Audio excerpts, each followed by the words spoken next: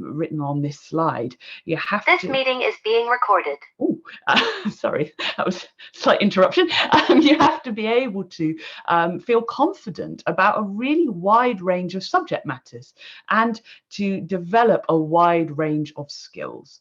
So the world of career development practice itself is exciting, it is diverse, but it's also complex. And I think part of being a professional within that world is recognizing that there's a lot we need to know and there's a lot we need to be able to do.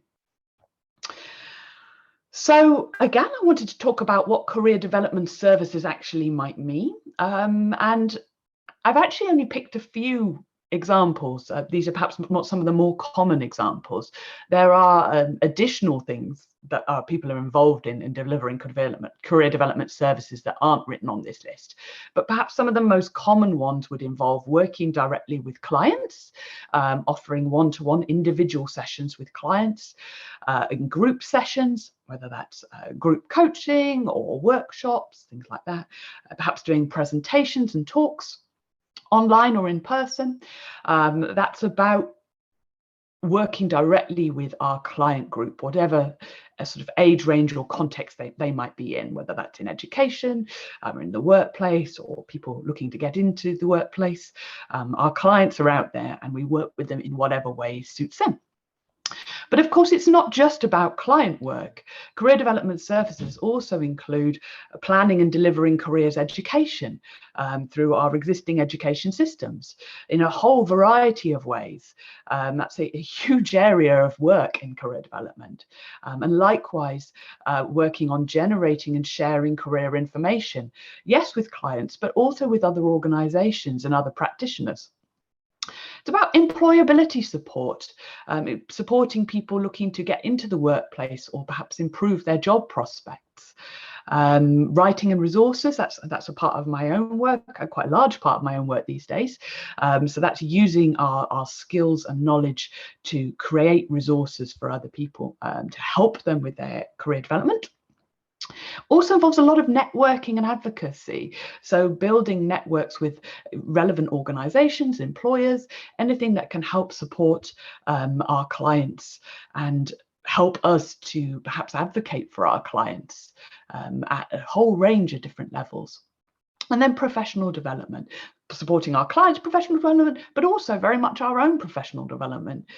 In the world of career development, staying on top of things is a really important part of our role. So I think a good chunk of everybody's role as a professional in career development is making sure that they are keeping up with their CPD, their continuous professional development themselves. And like I say, I could carry on. I won't, but I could carry on with this list. The career development sector is really broad. I've done all of these things. I've been fortunate to do all of these things over my time working in the sector. Sometimes not quite all at once, but good numbers of them at the same time. And there are plenty more that you could get involved with if you were interested in working in this sector.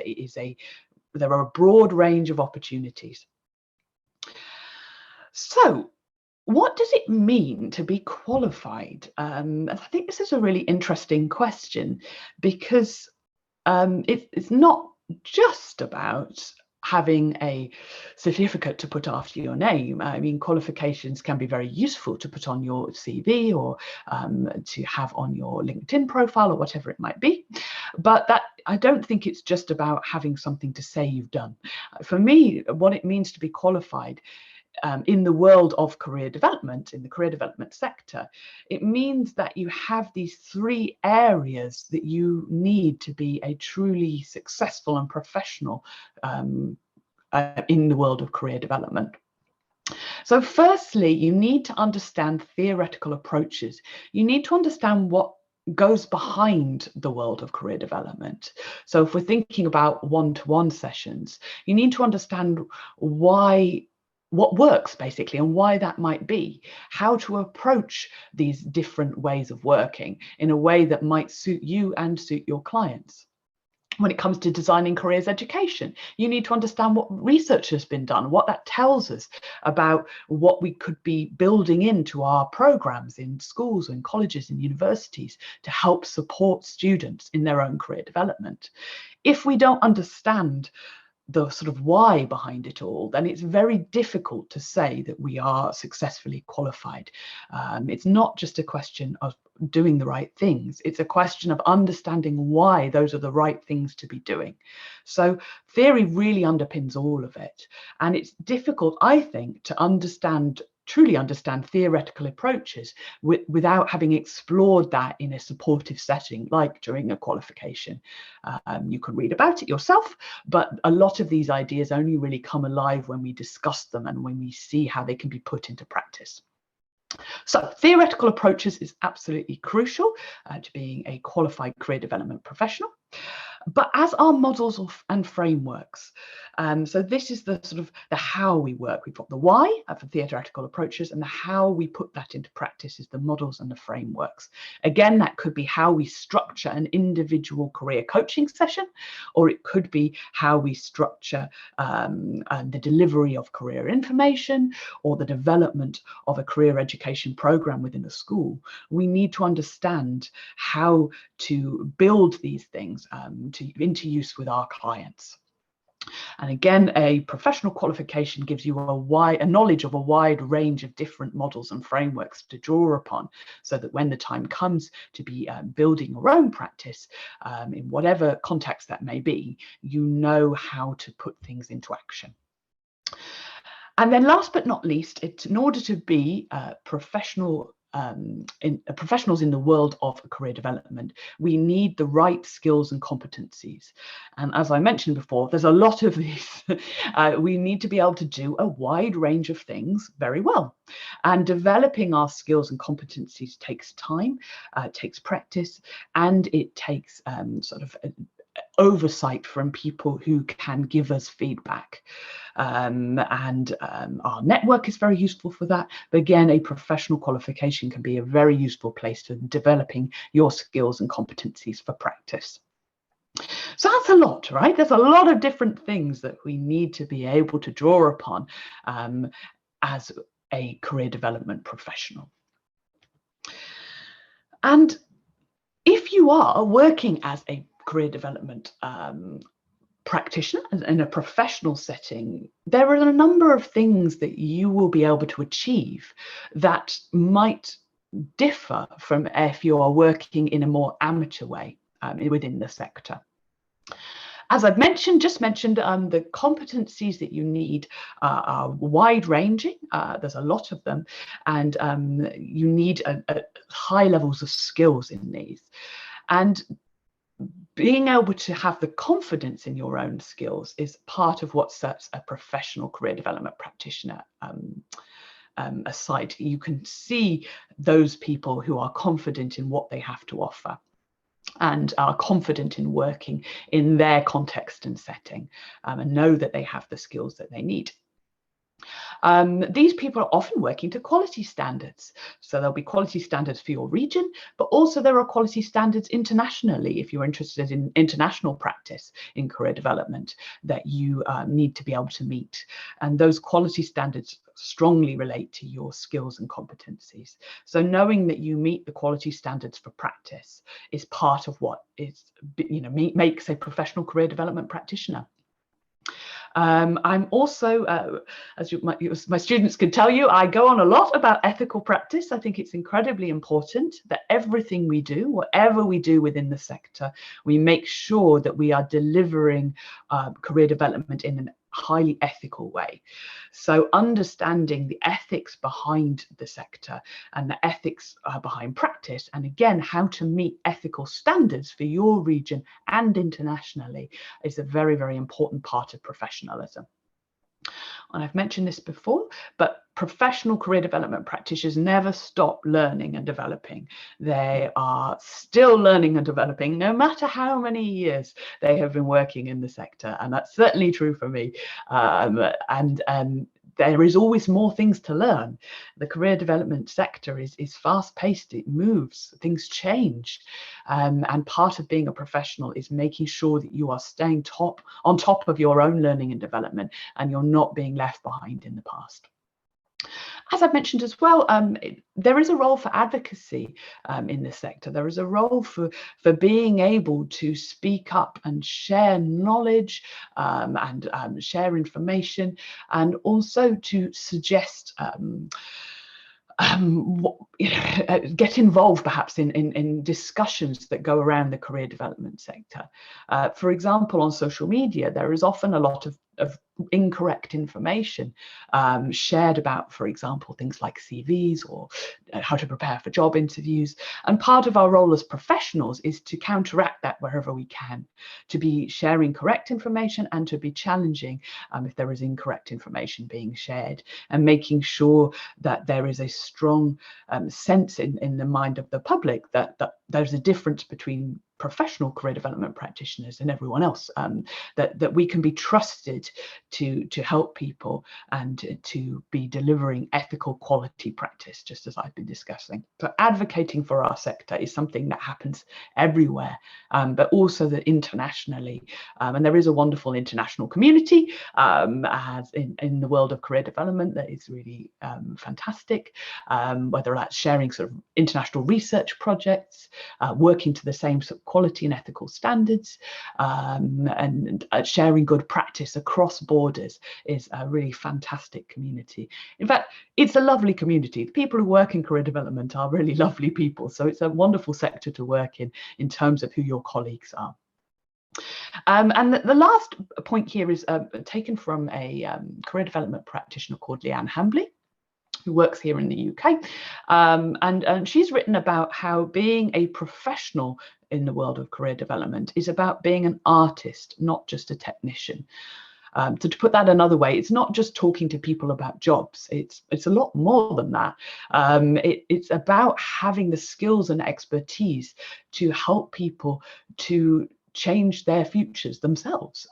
It is about being able to create and resource programs that inspire young people to go on and change the world, perhaps. It is a job with a considerable amount of artistry.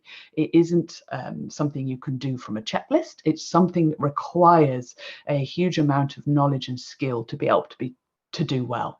And that, I think, is what it means to be a professional career development practitioner. So hopefully you'll now be able to see why we've been talking about getting qualified. There is a lot to know, there is a lot to be able to do. And becoming qualified and taking a career development qualification helps you to develop the knowledge that you need on this huge range of different areas.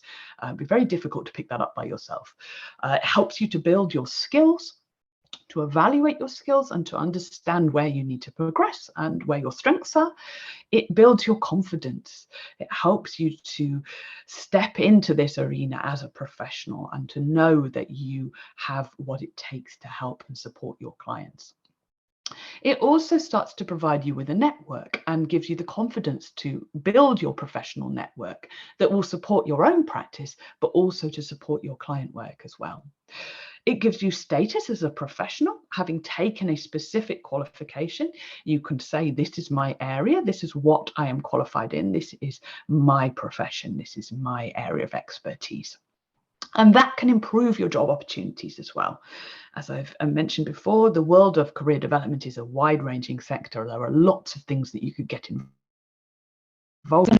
Easier if you have a qualification to your name and all of these other things that the qualification builds you.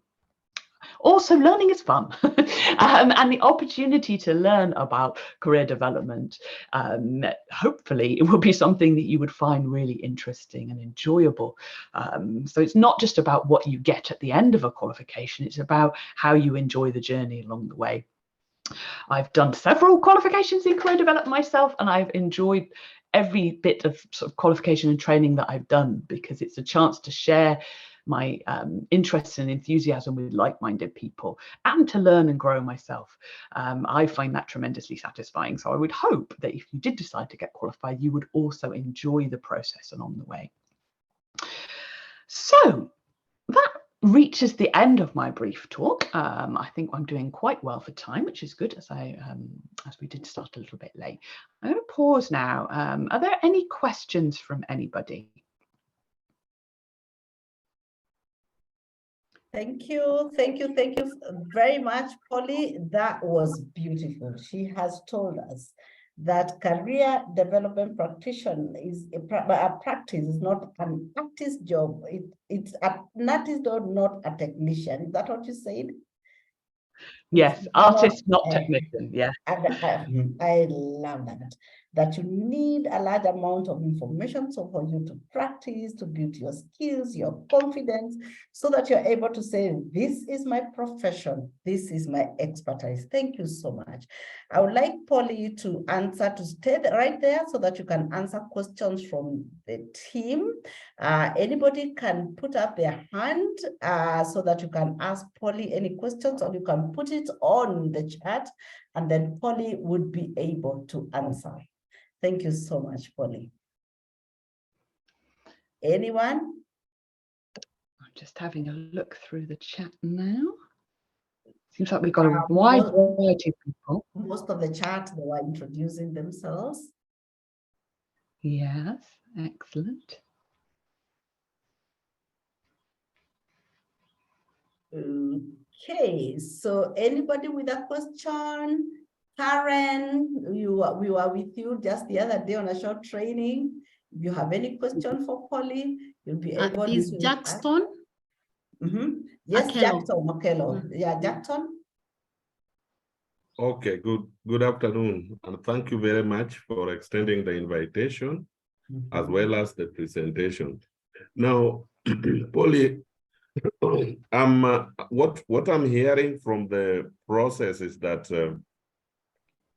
career development service provision is about having trained in whatsoever we trained in, but now getting an additional skill and competence to be able to deliver it to others or to guide others to move on within that specific area of their training. So I just wanted to test that my observation and listening were rightfully decoded. Yeah, I think that's a really good summary, because of course anyone coming into the career development sector is bringing their own knowledge and experience with them, and normally their own qualifications. And that's one of the reasons what makes it such a rich and exciting sector, is because people tend to have come from everywhere. They have different backgrounds. A lot of people come from education, working as teachers. Other people come from the world of psychology and counselling. I myself study politics. So you've got lots of different people bringing their own skills and experiences and expertise. But what the qualification does is bring all of that knowledge together and then build on it to give you the specific skills, competencies, knowledge that you need in order to work in the career development sector, really in any of those different areas that I was talking about in the slides. Whether you decide that you want to go into sort of more careers education and writing programs, whether you want to create resources, whether you want to exclusively work in individual one-to-one appointments, whether you want to go off and do talks, whatever you might be, the qualification can help you to develop the skills and the knowledge to do that. So yes, everybody brings something with them, but the qualification gives us the specific skills and knowledge and experiences that we need to be able to work as career development practitioners, which is its own skill set. It's its own unique way of working. But yeah, I think that was a really good summary, Jackson. Hopefully you're nodding along and you're agreeing with me. Yeah, thank you very much. Thank you. Any other questions? Thank you very much for that, and thank you for that questions. You can continue asking questions. Polly is right here until the end. She'll be able to ask. Karen is asking, are the exams done virtually or physically? So that Dr. Mercy will be able to answer. Benedict said is very insightful. Yes. Somebody else also asked how long it will take. Dr. Mercy will be able to answer. So I would like you to stay right there, Polly, so that in case of any questions that will be on the chat, of anything that you'd like to tell them, to clarify it on the chat, then you can continue. So thank you so much. So at the moment, I would like to introduce, now that we have been told, I would like everybody to start thinking, am I qualified? I work with young people. Am I qualified? What Polly has told us, can I really confidently offer the services? Do I have the right competencies? Am I qualified? So that is what now we'll be asking ourselves. And right now, I would like to introduce Dr. Mercy. Dr. Mercy is going to tell us a little bit about how we can get qualified. I'd like to introduce Dr. Mercy is a PhD graduate in curriculum and instructions. She did an independent study on career guidance and development and education. And that is how this diploma or this course was founded from that. She has over 20 years experience in training, advising, counseling, career guidance among students in high schools, colleges, universities, and technical institutes. We also serve together both in CDAC and EACDA, and she is in charge of quality assurance because of her wealth of experience. So I want to stop sharing, and then Dr. Mercy can come on and tell us how to get qualified. Thank you.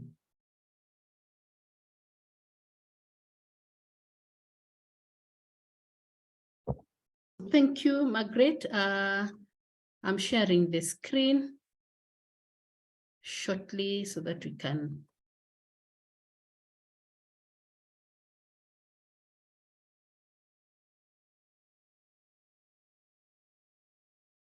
I hope that is okay. Yes, we can see that. Okay. Thank you very much. The conversations, and I'm sure we've seen the purpose for which we can become qualified. We have a few issues to look at, and so that we can put into perspective. And the purpose for what as Polly has shared with us, how professionals become more confident. We are in an area that knowledge, lifelong process. I mean, education doesn't end. We reskill as the changes take. I mean, the global changes take place. We need to reskill. We need to acquire new skills. We either need also upskill or generally have a totally skills development if you're not in that area. So look at these pictures, and then you tell me what would be the role of a professional. This is shown in these pictures. And can we comfortably say that I can handle this adequately without qualification?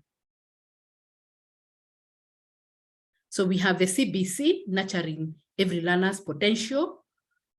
If we are school-based. If we are in schools, CBC has an area that our children need to be they need to be nurtured. We have a chef, and he has many choices. We have educated and unemployed graduates. We have these ones who wants to look at subjects and how to make the decisions and what options are there for them. There are those ones who don't know which route to take. Does this, I mean, is this a situation on the ground in our communities, in our schools, and even when we think in terms of our graduates? Is it a representative, are these images representative of what we see of our children, our brothers and sisters, and our students? In the education sector, we have the transition from basic education, high school, into tertiary education. This is a study, this is according to economic survey from 2018 to 2021. And even if we do for 2022, more or less the access beyond education beyond secondary school is only 30%. 71% or 70% of our students remain in our communities. We don't know where they go. And no wonder they become vulnerable to other antisocial behaviors. And they are easily manipulated to get into gangs. Is there a way that as professionals, as the people who know the transitions, to where we can smoothen the transition so that they can go for post-secondary education for skills development? Skills development, either in TVET or even in university. And TVET has expanded more with about, and even with the support with the government, many more institutions, infrastructure development, the students can access loans. But why do we have 70%? What would be the role of the teachers in secondary schools, in tertiary institutions, so that we can reduce this challenge?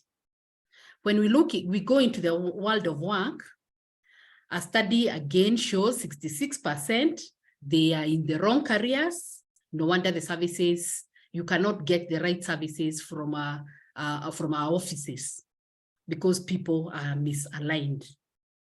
Federation of Kenya Employers, most of the ones who hire people, they record skills mismatch. So the training and the technology in the industry does not match. How can we, so that graduates leaving the high school, leaving the education or tertiary institutions, do not get the frustration that I'm educated, I'm unemployed? What would be the role, or what would be the intervention so that this can be reduced? A study done by UNICEF in 2018 on happy employees globally, they targeted 40 countries, and these were the results. 13% only love their job, 63 dislike it, 24 hate it. So again, by and large, you're saying 87% in terms of the happiness. If it was a gauge that it was measured, they will only 87% would be unhappy. And so if they are unhappy, what are the implications in terms of their productivity, in terms of how in terms of how they get, how do they apply themselves in their areas where they are hired or where they work? This is the picture on the ground. And so do you think we need qualified professionals to be able to help our graduates, to help our children, our brothers and sisters at transition? And I think this case provides, this forms the basis for which we need to be qualified. So we have a diploma in career guidance and development, equated by Kenya National Qualification Framework Authority, level 6, and it is called, developed by ABMA, with ABMA education. Paul will be able to tell us about the relationship between the qualification and his organization. And the level 6 is because of the required of volume of learning that is required. So this meets the threshold. The course has about 256 credits, and it lasts 1 year, and also a 4 months internship. So what is the syllabus? What is the content? Just as what Polly talked about, the theoretical frameworks, the practice framework, ethics, and the functional competencies, this is what the qualification covers. It has all these cognitive and cognitive competencies. That is where the theories that are taught. Functional in terms of the areas that we need to support. Is it employment? Is it advising? Is it coaching? And then the characteristics, the personal competencies, so that you have the right skill set to deliver the service, and then the ethics that will inform the practice. So in terms of standards and compliance, together with ABMA, then the qualification is recognized and equated and accredited by Kenya National Qualification Framework. Then we are an assessment center And then awarding and the certification is done by ABMA Education UK. We are a center that is registered by TVETA and also ABMA. And then our staff, it's a requirement that some staff need to be licensed by TVETA. So I'm licensed by TVETA as a tutor, and then the tutor or the faculty members have qualifications in career guidance development from global universities. Polly is one of our teachers, and Nikki, the one who shared last week, also is a tutor. Polly is passionate about career guidance practice and career information and coaching. Nikki, career education programs and also theory and practice. Then we have, so how is the course delivered? We have scheduled guided virtual classes, either via either Zoom or Microsoft Teams. Then we have additional learning activities and self-paced study so that all the materials, if there's additional materials, we have a learning management system that is where they are posted. Assignments are done online. So we have a Moodle learning management system to administer quizzes and also Microsoft Forms. And then we also consider in terms of the payment, we have a payment either per unit or monthly a payment for the for the qualification. So what would be the role? How can you apply these new skills? It's either in curriculum. Once you have the right competencies and the qualifications, you can develop your own courses, or you can be involved in curriculum development. And then we have also the opportunity to design, develop, evaluate, and revise existing career education programs. It could also integrating career management competencies across school curriculums. If we say that the nurturing of learners is one of the core, the vision and the mission of CBC, how is that going to be integrated? We need professionals in career development so that they can be able to help in integrating. Nikki is good at sharing how career education can be integrated in the curriculum. So we have developing and reviewing career information products. There's no any career development practice requires information. So there's an opportunity to develop and review or with career information products, and then helping learners or individuals develop their own career portfolios so that even when they share, they have a session with a professional, they can be able to document the conversations and then be able to use it immediately or even later. So where are the opportunities for the career development professionals? It's either services in learning institutions, either for students, for parents, and I've mentioned about CBC, the new competency-based curriculum. It still looks very vague to as many. So if we can, people who with the career development professional, you can be able to unpack the role of nurturing learners, talent or potential, and this would be useful. Then career services departments in institutions of higher learning or TVET institutions are supposed to have a career development service the same way with the universities. And so this is an opportunity. By and large, the people who've been appointed in this area, I'm sure they're global in darkness, and it would be, this would be, it will build their capacity to be able to deliver the service professionally and efficiently.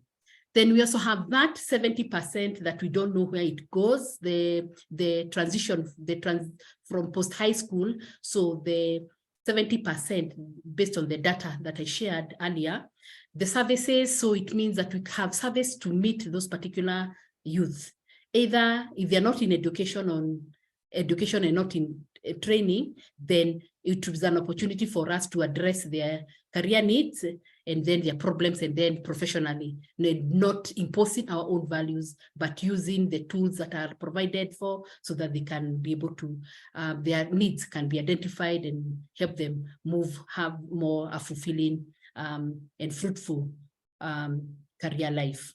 Then we have career services to people who change jobs or who are in transitions, that, and especially we've seen the COVID, that there's a disruption that took place.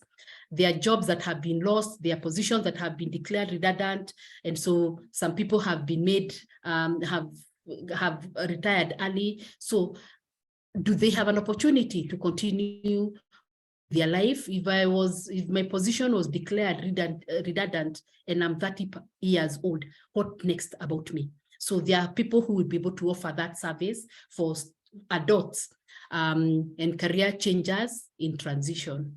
Then again, if you're already in this area, and you can also expand the scope so that you can have the full range of development services as a consultant, and then you'll be able to the whole spectrum of development services in terms of awareness, helping people carry out exploration to prepare and also manage their transitions, and then service to impact people's careers over a lifetime. And so that instead of having reacting to the situations, we be more proactive. We already have seen the data of the students leaving high school. How can we be more preventative, offer preventative services rather than being proactive? I mean, we offer preventive and being also proactive, so that we reduce the crisis that is associated with the transitions for our students and our children. So either as coaches, as advisors, or as information specialists. So these are the opportunities that are presented for you as a professional. And then lastly, so what is the way forward? I'm sure you are reflecting, and the question is, who do you think can benefit from this kind of training? Is it you? Is it the unemployed graduates? It's an opportunity for even an unemployed graduate, and I can get a new skill and to address to those challenges, even for to be able to get skills so that I can preempt the challenges of or meeting the needs of fresh graduates. Then would be an opportunity. Is it your neighbor who you think that can do that? Our children, and it is open to anyone who would be who thinks that they can impact, who can meet one of the needs based on the sectors, either in learning institutions, in the communities, or even in the workplaces. So we have 2 intakes every May and September, and we have a May intake that is ongoing. And so you are invited to be able to apply. So our faculty members, we have Dr. So this is me, and then we have Pauline Wangombe. Pauline Wangombe she teaches career guidance for work setting. Dr. Fidel Baraza teaches career guidance for special needs population. Nikki, I've already shared that Nikki is good, and she's passionate about theory and practice and career education programs. Amy Woolley, who is passionate about advising, mentoring, and also career guidance for schools. Then we have Polly, who was a speaker, coaching, information, and the professional practice. And then Dr. Nina from South Africa, who is good in research, and so she teaches research methods. And then we have a tech for learning management support. We have Edward Aligula, who is also a PhD candidate in AIU, Africa International University, and specializing in curriculum and instruction. And so she's one of our support and soon to be a doctor. So that is our team. And we have the support system, which is the admin system. That's where we have Margaret, Carol, George, and all that. Yeah. So if we think in terms of the practice, there is so much that needs to be done. Then we are very few. So I use the quotation from Matthew chapter 9, verse 35 to 8, that where Jesus says that when he was preaching, that the harvest is plentiful, but the laborers are very few. So the same case applies to career development practice in this region, and especially in the Eastern Africa and in Africa, in our continent, we have very few people trained in this area. So those who are trained, we are very few.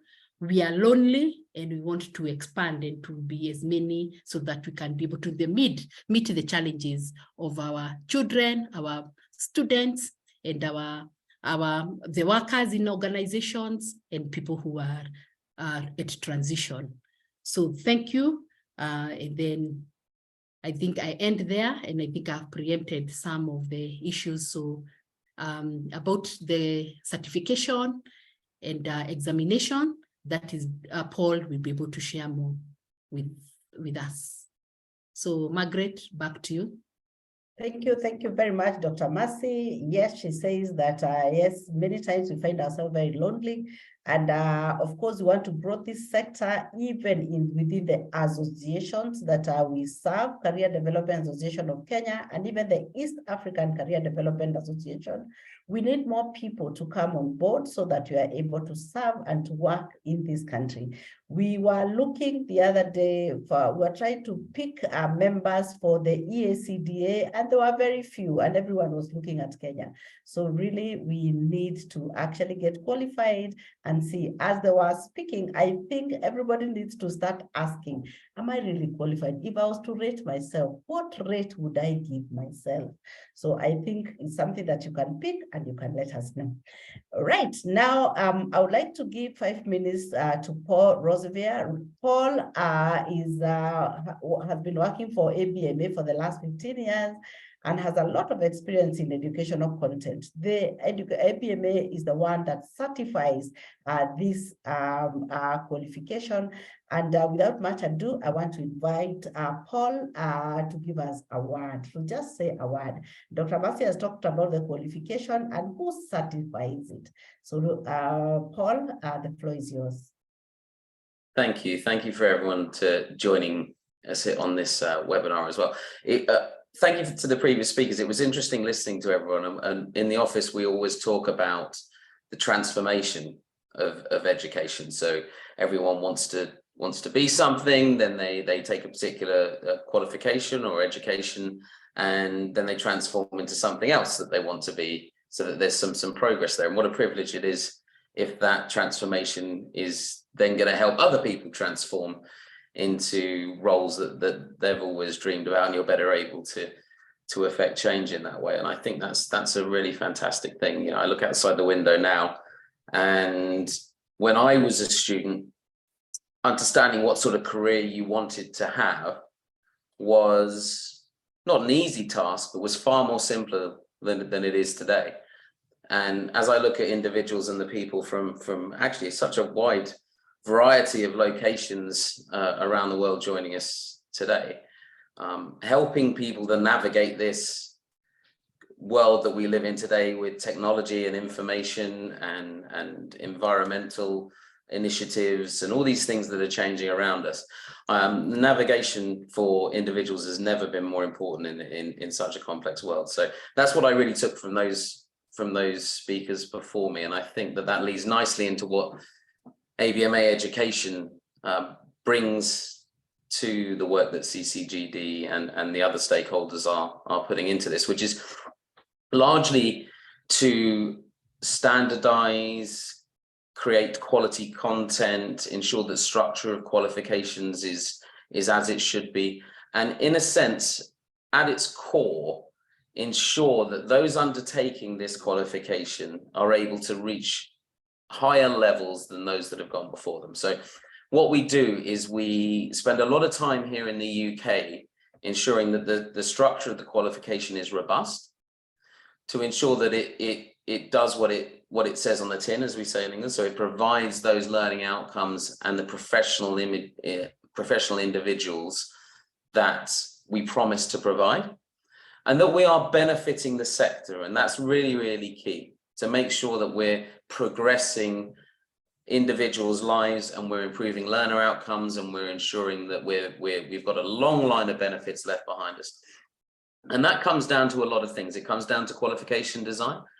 And this particular qualification has been designed through a lot of hours, a lot of work, a lot of engagement, a lot of stakeholder engagement to make sure that it's set up to do exactly what we want it to do and what people need to happen once other people are in these roles.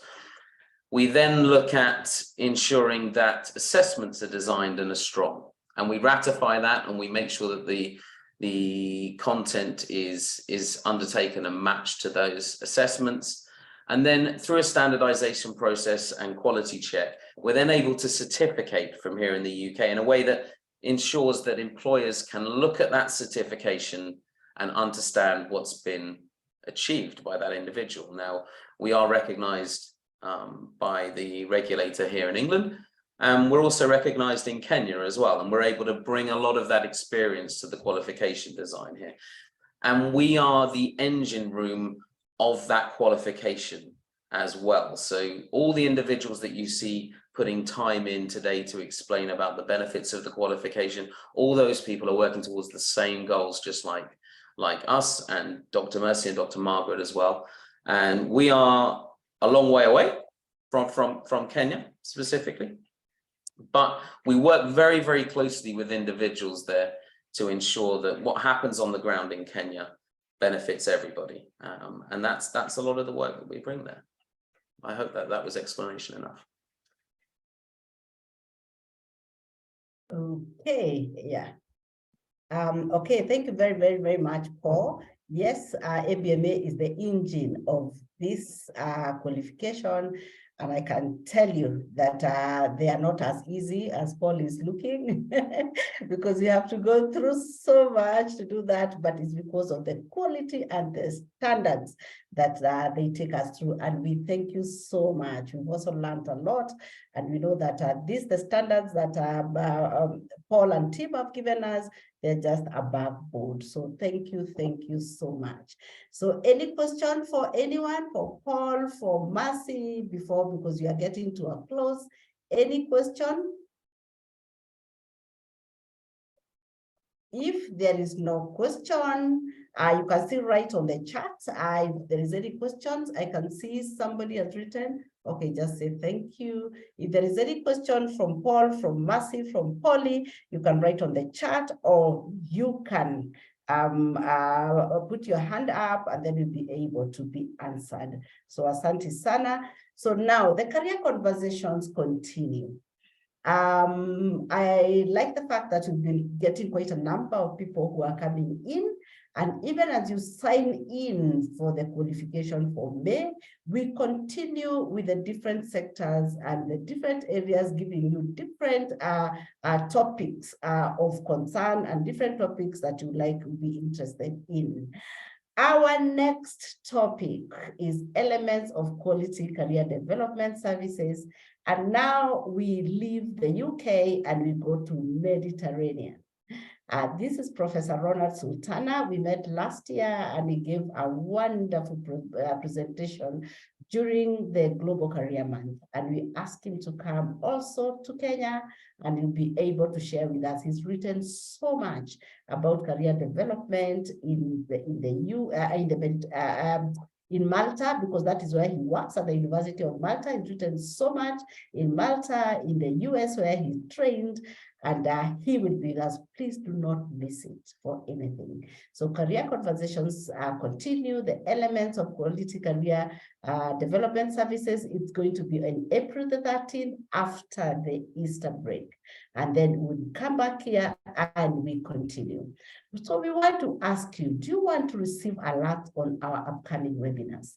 We've been finding it easier. Some people have asked us that they would like to find it on their on their WhatsApp. So if you want to be receiving alerts on the webinars, please text, I want to be a member of Career Conversations. Again, please text, I want to be a member of Career Conversation. You're going to text to 074-3822925, and we shall add you as a part of this group of Career Conversations. Okay, I have seen, I'm looking at the text, I'm looking at the chat, and I'm seeing I want to be a member of Career Conversations. Please text to that number, not on the chat. Text to that number 074382229, because so that now we'll be able to give you. Kindly, please text to that. I want to become career. Yes, please text there. The teaching sessions are online. Yes, Polly, somebody was asking what time the teachings are, and Polly, thank you very much. You've answered. In case of another, Dr. Mercy also has given also her number and the number for anybody who like. Kindly text again, not on the chat, at this number, and then you'll be part of the Career Conversations as we continue to give you insights and more information about career development. As Dr. Mercy said, is that the harvest is so huge, is so large, but the laborers are very few. We want more and more of you becoming the laborers so that we can stop being as lonely as we are. So thank you very much. We have really kept time. We were supposed to go to 8:45. So I want to give anybody any questions, any comment, any observation as we close. Anyone? Coril, Brian Nyongesa, Wekesa, Celestine, quite a number of people. Anybody with any comments, any comment, observation, any question? I've seen Henry Kemboi unmute. I'm not sure whether he wants to comment. Henry? Henry?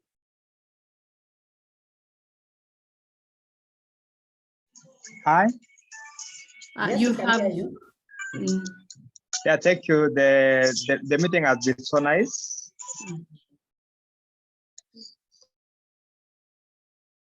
Okay, Henry, you had a question, or okay, or you okay? Only the comment, yeah. This okay, Fidelis. Fidelis. Yeah, thank you. It's just a comment, and I must say that the conversation is very enriching. And it's an eye-opener. We can see actually what we've been calling career guidance, maybe in colleges, in schools, may not really have offered what the students need for them to be globally competitive, and even to fill in the gap that has always existed between the education, the curriculum that we implement, and the labor market. So these conversations, as they continue, they'll be able to equip us with skills, the competencies, and not only that, we'll be able also to guide the students so that as they go through their curriculum, as they go through their education paths, they'll be able to make clear and personal decisions concerning where or whichever field they want to pursue. Again, I would like to say that I would like to encourage the participants who are here to enroll for the course. I am a student and I can attest to it that it's a very enriching course, and it will equip you and even have an eye-opening so that you are able to deliver in whichever area you are in, and you'll be useful to the youth or whichever people who you are in touch with. Thank you. Okay, thank you, Fidelis. I can see somebody asking that if you can pay in installments. Yes, you can. Kindly call that number. You can also call Dr. Mercy. You can also put in your number just in case of student. I can see somebody saying that I am enrolling. Yes, you're welcome. We'll be happy to have you in. You and more of you. That is John Kanyi. It says that is going to enroll. Please enroll, and more of you enroll, so that you'll be able to be more. So thank you. And when you enroll your member, you become an automatic member of the association. So thank you so much, everyone. God bless you all. And let's see you again on April 13th as we continue with the career conversations. Asante sana. God bless you all. Thank you. Good night, everyone. Thank you. Good night. Thank you too. Thank you. Good night. Good Thank night. you.